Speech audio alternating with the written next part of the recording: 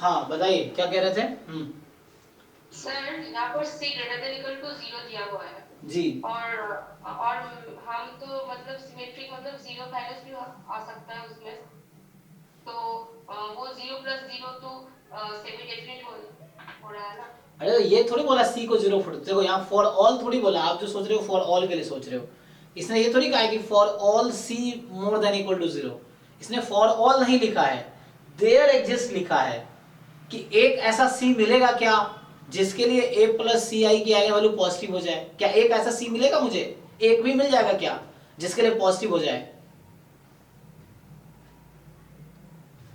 c तो greater than equal to दिया हुआ है। हाँ तो वही तो बोल रहा है, ग्रेटर देन और इक्वल टू, या तो पॉजिटिव हो या 0 के इक्वल हो। क्या कोई ऐसा सी मुझे मिलेगा जिसके लिए a plus C I positive definite हो जाए। तो इसने फॉर ऑल थोड़ी बोला है कि 0 पे स्टिक हो जाना है। फॉर ऑल का मतलब है हर सी के लिए, यहाँ थोड़ी बोल रहा है कि फॉर एवरी सी। ये बोल रहा है कि एक ऐसा सी मिलेगा क्या ग्रेटर देन और इक्वल टू 0। जीरो जीरो पे नहीं हो रहा था, आप 0 को छोड़ दो। इसने थोड़ी कहा कि 0 के लिए भी चेक करो। आपको जैसा लग रहा है ना कि सी 0 हो जाएगा तो 0 प्लस 0 आइगन वैल्यू हो जाएगी, तो सी 0 को छोड़ दो, कोई दूसरा ढूंढो। देयर एक्सिस्ट मतलब एक लेना है। हाँ हमें एक ढूंढना है, यहाँ फॉर ऑल थोड़ी है। आपको ही समझना है कि देयर एग्जिस्ट, तो चलो 0 नहीं मिल रहा है, 0 को छोड़ो दूसरा ढूंढो। क्या कोई ऐसा सी मिलेगा, तो सी को मैं 1 करोड़ दे लेता हूँ, क्या मिलेगा इसके लिए जहां आइगन वैल्यू पॉजिटिव हो जाएगी, a प्लस सी आई की आइगन वैल्यू पॉजिटिव हो जाएगा। ऐसा होगा कि नहीं।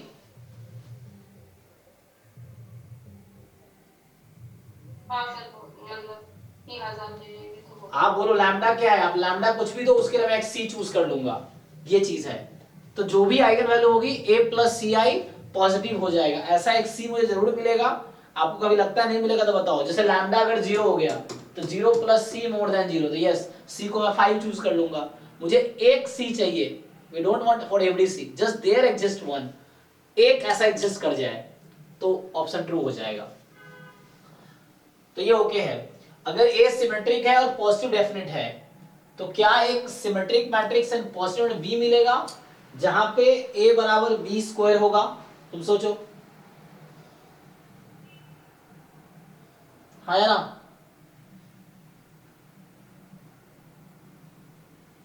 हो जाएगा ना, क्योंकि अगर मान लो ए की आइगन वैल्यू है लैम्डा 1 लैम्डा 2 लैम्डा एन, तो बी की आइगन वैल्यू क्या हो जाएगी। या अगर b की वैल्यू है लैम्डा 1 लैम्डा लैम्डा n, तो b की ये आइगन वैल्यू है, तो a की आइगन वैल्यू क्या हो जाएगी, एक ही आने वाले लोग इसको जी स्क्वायर, तो मिल जाएगा। तो ये भी ट्रू होना चाहिए। देखो ऑप्शन क्या कह रहा है, करेक्ट चेक करो।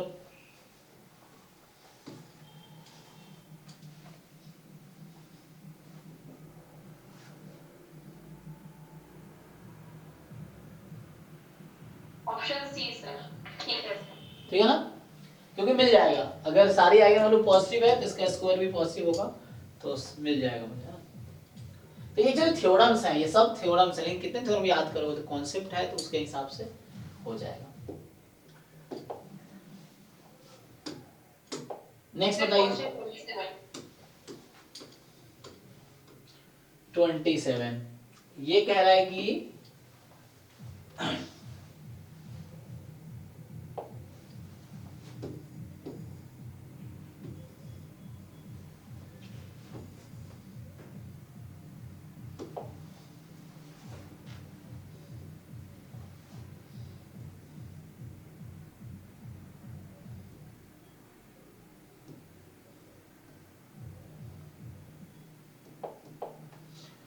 कि for any subset u of Rn, तो Rn का सबसेट u है, LU denote the span of u, ठीक है। For any two subset T and S of Rn, which of the following is not true, पूछ रहा है कौन सा ट्रू नहीं होगा। तो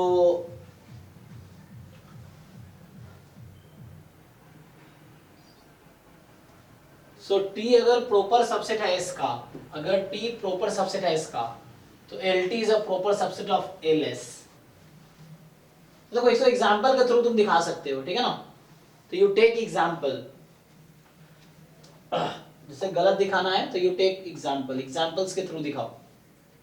तो जैसे Rn है तो अभी एग्जांपल के लिए मैं मान लेता हूं समझो आर स्क्वायर ले लिया मैंने, ठीक।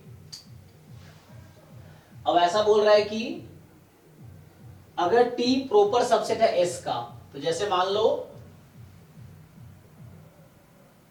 तो जरूरी तो नहीं है, देखो जैसे टी में कितने एलिमेंट है, कुछ बोला तो है नहीं, यू आर एन का सबसेट है ना। तो मान लो जैसे आर स्क्वायर है, तो U is a subset of R square, R N है ना, V is a subset of R square, ऐसा कह रहा है ना, for any subset U of R N.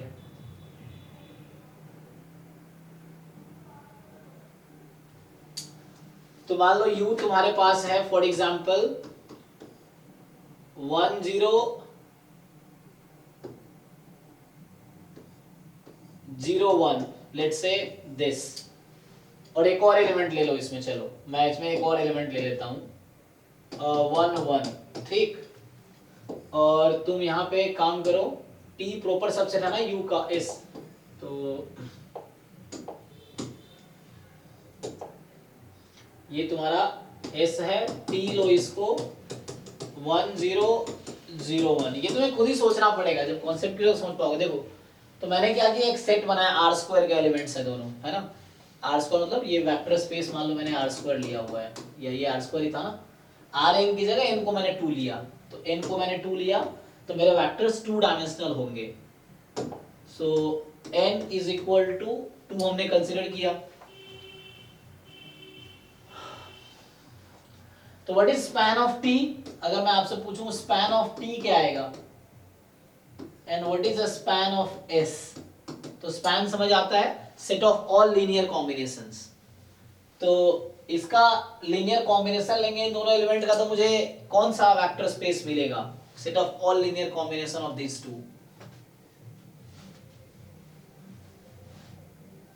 बताइए।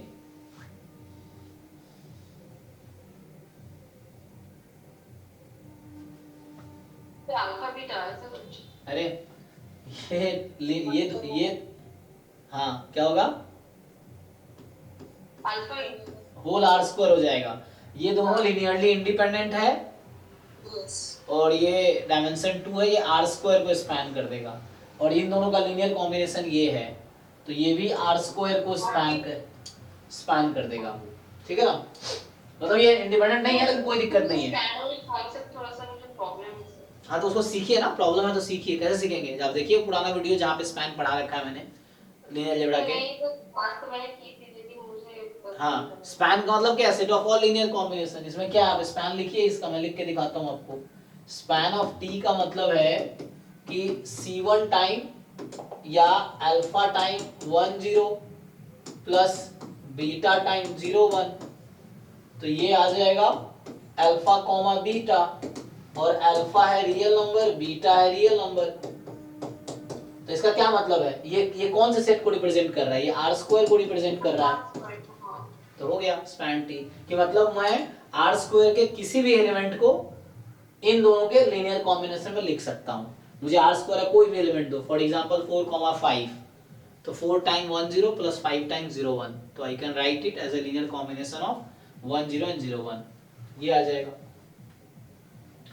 तो स्पैन टी हो जाएगा। तो ये तो गलत ऑप्शन है, क्यों गलत है, क्योंकि टी तो प्रॉपर सबसेट है इसका, टी प्रॉपर सबसेट है इसका, लेकिन दोनों स्पैन क्या कर रहा है, सेमी सेट को, तो ये बोल रहा है कि प्रॉपर सबसेट होगा नहीं।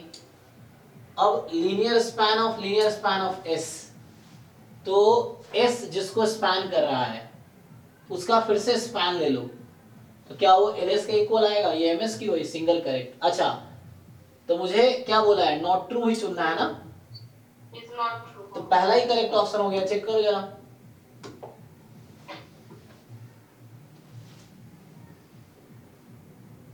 ये पूछा क्या मुझे, तो नॉट ट्रू, तो मैंने तो ऐसे ही लिया है, सबसेट है। अच्छा सर ऑप्शन ए ही है सर, है ना, तो यही ट्रू हो गया, मतलब इस बार नॉट ट्रू, तो स्टेटमेंट मतलब ये स्टेटमेंट फॉल्स है, मुझे फॉल्स स्टेटमेंट ही चुनना था, पहला ही फॉल्स स्टेटमेंट हो गया इस एग्जांपल से। तो एग्जाम में जैसे अगर आप कर रहे हैं सिंगल करेक्ट है तो बाकी करने की जरूरत भी नहीं है, तो इसका मतलब बाकी ट्रू स्टेटमेंट है।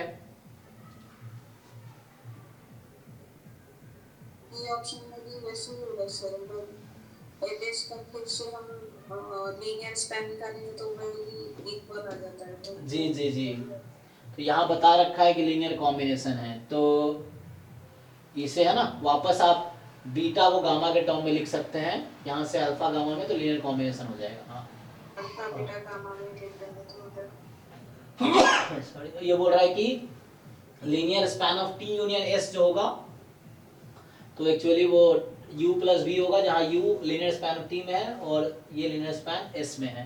तो ये सब थ्योरम्स हैं, L ऑफ s s होगा, तो ये सब थोड़े से आपको बुक से पढ़ने पड़ेंगे ठीक से, है ना, क्योंकि बहुत सारे थ्योरम्स हैं। तो वैसे या तो कुछ खुद भी है ना एनालाइज कर सकते हैं, जैसे ये भी स्टेटमेंट ही है, तो वैसे कि नहीं ऐसा नहीं होगा, जरूरी नहीं है, तो आपको खुद सोचना पड़ेगा। तो ये सब स्टेटमेंट ट्रू है, ये ट्रू स्टेटमेंट, ये भी ट्रू स्टेटमेंट, ट्रू इसलिए क्योंकि ये लीनियर कॉम्बिनेशन में है। तो यहाँ अल्फा बीटा है ना, तो अल्फा को मैं गामा के टर्म में लिख सकता हूँ, या गामा को अल्फा के टर्म में लिख सकता हूँ, इसीलिए। ठीक है, तो ये ट्रू हो गया, यही एक ही सिंगल करेक्ट है, तो एक ही हो गया, बाकी सब ट्रू स्टेटमेंट है। नेक्स्ट बताइए।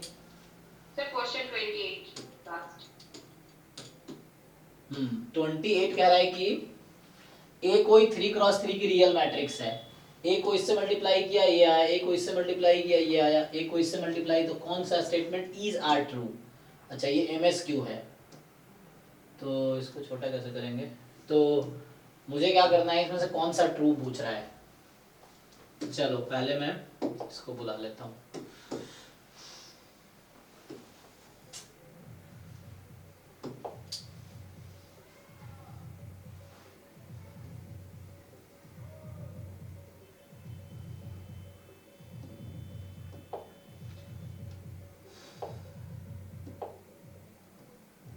ये ऑप्शंस हैं,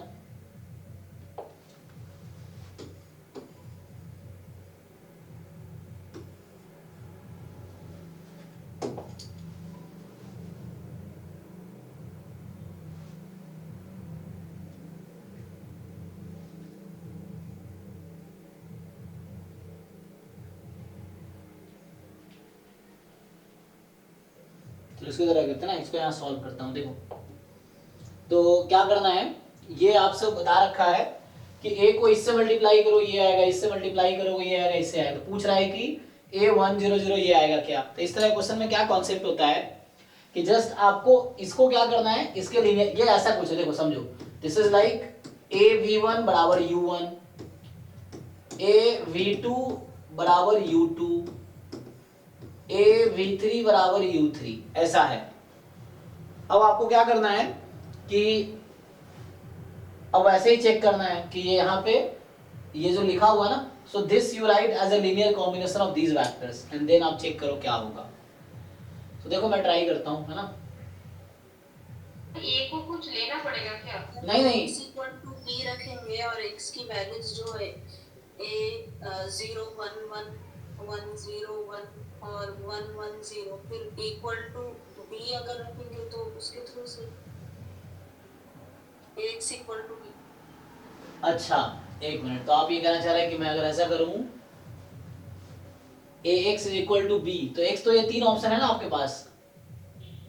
हाँ वही मैट्रिक्स क्रिएट कर देंगे सर, b का भी आ जाएगा और x का भी आ जाएगा। अच्छा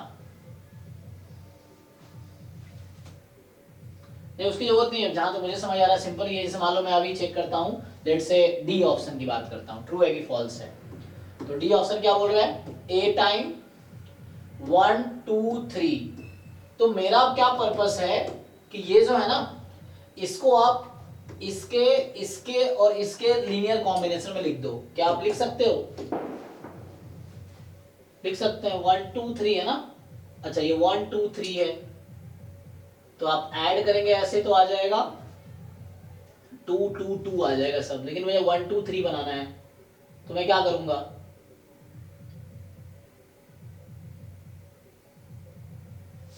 मतलब इसको मैं क्या लिख सकता हूं, तो मुझे इसको तीन वेक्टर का सम लिखने की कोशिश करूंगा मैं। Sir ax equal lambda x के आइसोमेट्रिक बेसिस पे भी कर सकते हैं ना, लेकिन कॉमन निकाल ax बराबर लैम्डा, लेकिन बना कैसे पाएंगे आप, लैम्डा बना पाएंगे, नहीं बनेगा। अगर एक्स और लैम्डा एक्स ट्राई करें तो उसका लीनियर कॉम्बिनेशन बनेगा ही नहीं। तो आप कॉमन कुछ ले भी लेंगे तो ये 0 1 1 बनेगा, यहाँ पे नहीं बनेगा ना। हाँ।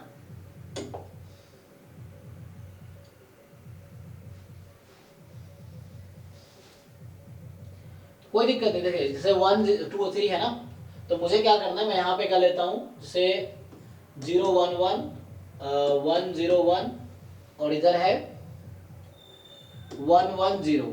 अब मुझे इसका लीनियर कॉम्बिनेशन लिखना है जो ये बना दे। तो समझिए मैं क्या करूंगा पहले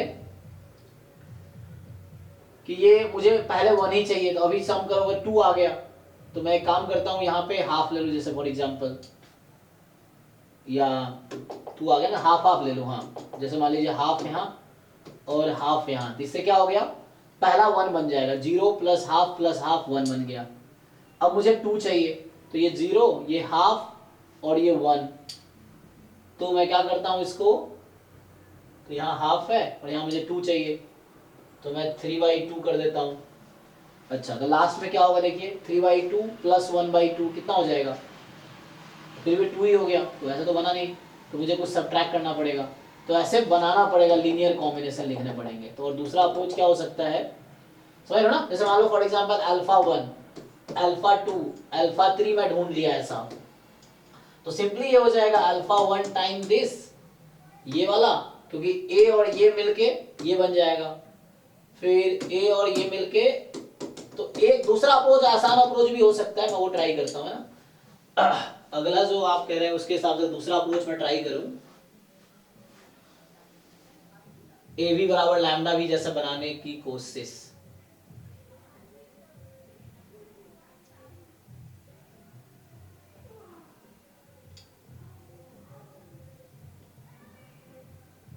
अच्छा ये डायगोनल है, तो इसका मतलब है कि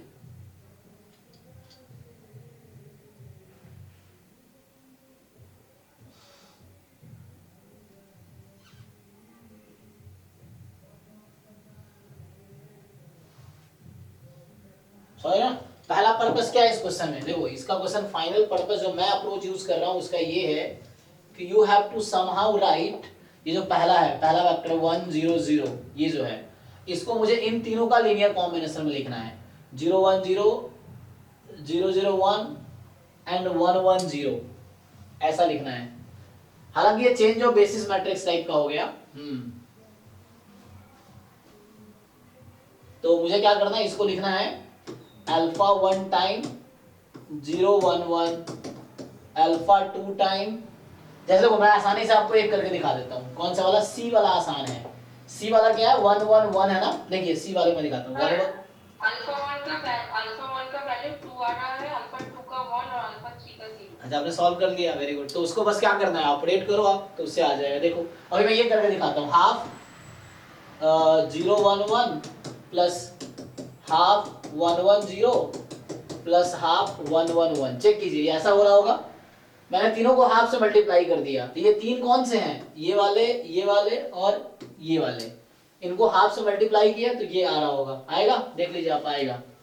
अब आप क्या कीजिए, ए ऑपरेट कर दीजिए, यहाँ भी ए ऑपरेट कर दीजिए, यहाँ भी ए ऑपरेट कर दीजिए, यहाँ भी ए ऑपरेट, यहाँ भी ए ऑपरेट, ए से मल्टीप्लाई कर दिया, तो ए इंटू 1 1 1 ये मुझे फाइंड करना है।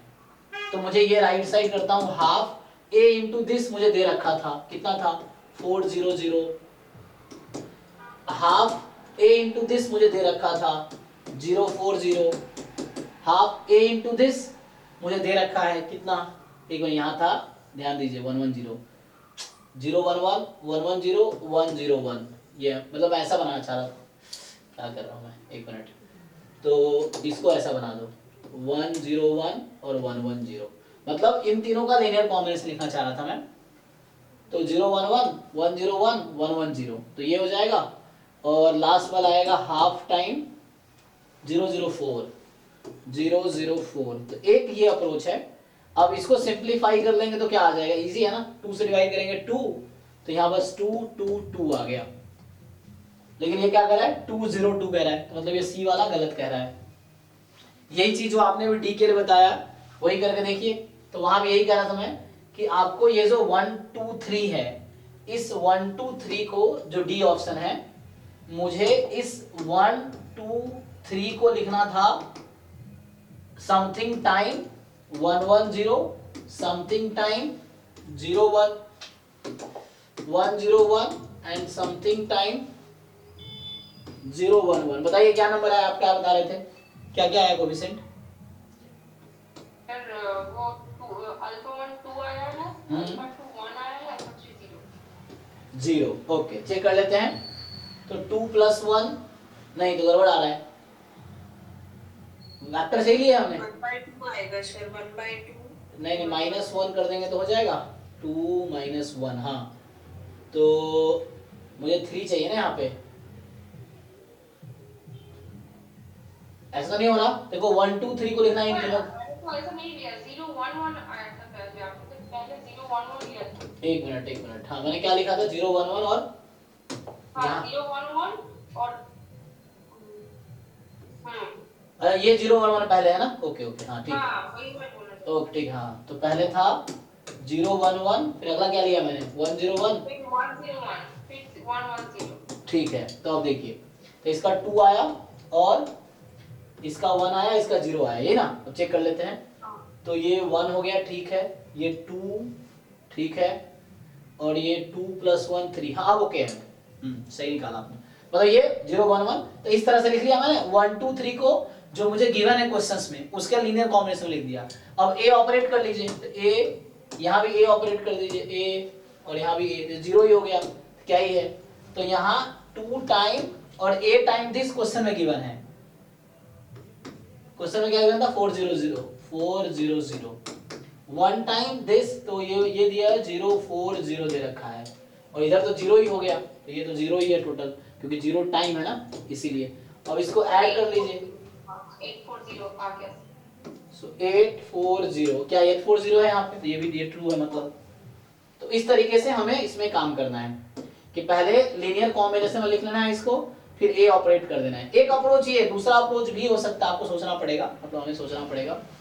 एक अप्रोच ये है कि मैं इन वेक्टर्स को, ये जो वेक्टर्स हैं, इसको इसके इसके और इसके लीनियर कॉम्बिनेशन में लिख के अल्फा 1 अल्फा 2 अल्फा 3 डिसाइड करने के बाद फिर मैं ए ऑपरेट कर दूं। दूसरा तरीका है,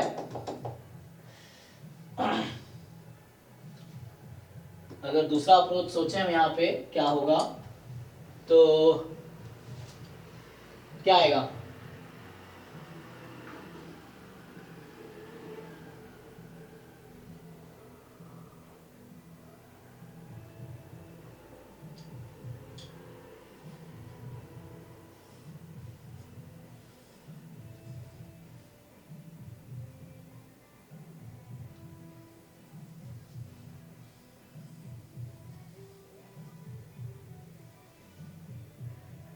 यही इजी अप्रोच है उसे। ठीक है ना। ऐसे कर लो, बाकी और भी तरीका हो सकता है, सोचना पड़ेगा।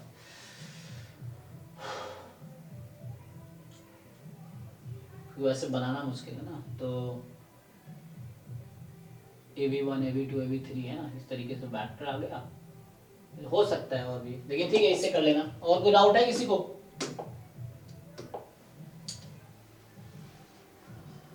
अरे कोई गायब हो गया। सर वो जो गेट 2003 वाले क्वेश्चन थे वो सब सर छोड़ देंगे सर? हाँ अभी तत्काल छोड़ दो, अभी पहले ये करो, क्योंकि वो जो गेट 2003 है एक्चुअली वो गेट मैथमेटिक्स का है। अच्छा आप जो कह रहे हैं, देखो हमारा गेट स्टैटिस्टिक्स सबसे स्टार्ट हुआ 2019 से, है ना, 19 से। उससे पहले गेट मैथमेटिक्स में ही आते थे, जैसे अभी नेट का एग्जाम दे रहे हैं। तो गेट मैथमेटिक्स कौन देता है? जो एमएससी मैथमेटिक्स में किया है, तो उनको बहुत डिटेल में पढ़ना है चीजें। तो हमारा सिलेबस में वो सब चीजें नहीं है जो आप अभी कह रहे थे इनिशियली कि, लेकिन फिर भी आप ट्राई कर सकते हैं नेट के लेवल पे, आप कोशिश कर सकते हैं सीखने का। तो आप सीखिए, है ना, बुक से या यूट्यूब से या गूगल से या है ना कहीं से, दोस्त से, टीचर से, कहीं ना कहीं सीखना है। तो समाओ आपको सीखना है, सीखेंगे तो वही चीज़ एग्जाम में फिर अप्लाई करेंगे तो अच्छे मार्क्स आएंगे, अच्छे रैंक आएंगे। तो वही सीखना पड़ेगा। तो चूंकि मैं जो पढ़ा रहा हूँ, गेट स्टैटिस्टिक्स में लीनियर अलजेब्रा बहुत, इनर प्रोडक्ट बहुत लिमिटेड है कि जस्ट सारे में, लेकिन वहाँ पे आप देखेंगे अलग अलग इनर प्रोडक्ट फंक्शन पे भी होगा, सीक्वेंस पे भी होगा, मैट्रिक्स पे भी होगा, पॉलिनोमियल पे भी होगा।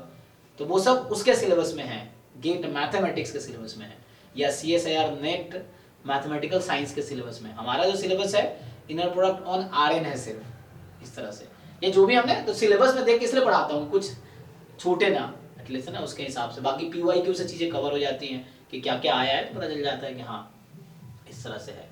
तो गेट का स्पेशली स्टैटिस्टिक्स पे अगर आप फोकस करेंगे तो इसका बहुत ज़्यादा मैथमेटिक्स पोर्शन उतना डिफिकल्ट नहीं है ना, मतलब बहुत ज़्यादा ब्रॉड नहीं करना है, जो आपका नेट में जितना करना पड़ेगा मैथमेटिक्स पोर्शन या पहले जो गेट में आते थे 2018 तक, उससे पहले, क्योंकि उसमें तो कॉमन पेपर ही था, इसलिए सेपरेट हुआ ना गेट स्टैटिस्टिक्स, ताकि स्टैटिस्टिक्स वालों का कन्वीनियंस हो। वरना पहले, अब मुझे लगा CSIR भी बाद में होगा, वो भी अलग हो जाएगा कि मैथमेटिक्स का अलग, स्टैटिस्टिक्स का अलग। और तब तक हम लोगों का हाँ सब खत्म हो जाएगा। हाँ, बच्चे तब तक वगैरह। आप कहीं जॉब कर रहे होंगे, तो आप लोग ही करेंगे ये चीज़ें, ठीक है। तो चलिए ठीक है, तो अभी यहीं स्टॉप करते हैं, और कल से हम लोग स्टार्ट करेंगे मल्टीवेरिएट एनालिसिस, मतलब मल्टीवेरिएट, हाँ वो स्टार्ट करेंगे। और फिर 1 तारीख से 32 से बताया था मैंने ग्रुप में कि अभी एक दिन थ्योरी पढ़ाएंगे और एक दिन ईयर वाइज PYQ डिस्कस करेंगे, जैसे हम जैम में कर रहे हैं, है ना। तो उसके थ्रू पता चल रहा है कि ये क्वेश्चन कैसे करना है ना। देखो आप देख सकते हो, जब मैं भी अभी भी करता हूँ तो बहुत सारे क्वेश्चन में अटक जाता हूँ। तो इससे आपको ये सीखने की जरूरत है कि मतलब 2 बार 3 बार 4 बार करना भी सफिशिएंट नहीं है, रिपीटेडली जितनी बार सॉल्व करो उतना कॉन्सेप्ट बेटर होगा, मतलब भूलोगे नहीं, है ना। क्योंकि होता है कि पिछले साल मैंने कराए, अब मैं जैसे करा रहा हूँ, तो कई बार सोचना पड़ता है काफ़ी। तो वही आपके साथ एग्जाम में होगा, अगर आप बीच में छोड़ दोगे, गैप हो जाएगा, तो एग्जाम में काफ़ी सोचना पड़ेगा, या आपको नहीं आएगा। तो उसके लिए आपको रिपीटेडली रिवाइज करना पड़ेगा सिलेबस, PYQs, है ना। एटलीस्ट ये दोनों तो करना ही है, क्योंकि ये आपके एग्जाम के लिए मिनिमम रिक्वायरमेंट है कि आप पूरा सिलेबस कवर करके जाओ और पूरा PYQ अच्छे से सॉल्व करके जाओ। तो 2 3 4 5 10 बार जितनी बार सॉल्व कर सकते हो, एटलीस्ट ना कॉन्सेप्ट सारे आपको एकदम टिप पे रहे, ये चीज़ें हैं। बस ही सीखेंगे, मतलब परफेक्ट तो कोई है नहीं ना, आपको ना कोई ज़रूरत नहीं है, धीरे धीरे इम्प्रूव करेंगे, बट लगातार कोशिश करते रहिए। और वही है, जो सबसे ज़्यादा मेहनत किया वो सबसे ज़्यादा रैंक है। किसके 100% मार्क्स आ रहे हैं गेट या जैम में या नेट में, 40-50% पे टॉप 10 या टॉप 20 रैंक रहता है, ये चीज़ें हैं। चलिए, तो अभी के लिए यहीं स्टॉप करते हैं। Thank you and good night. कल फिर क्लास होगी 9 to 11 वही।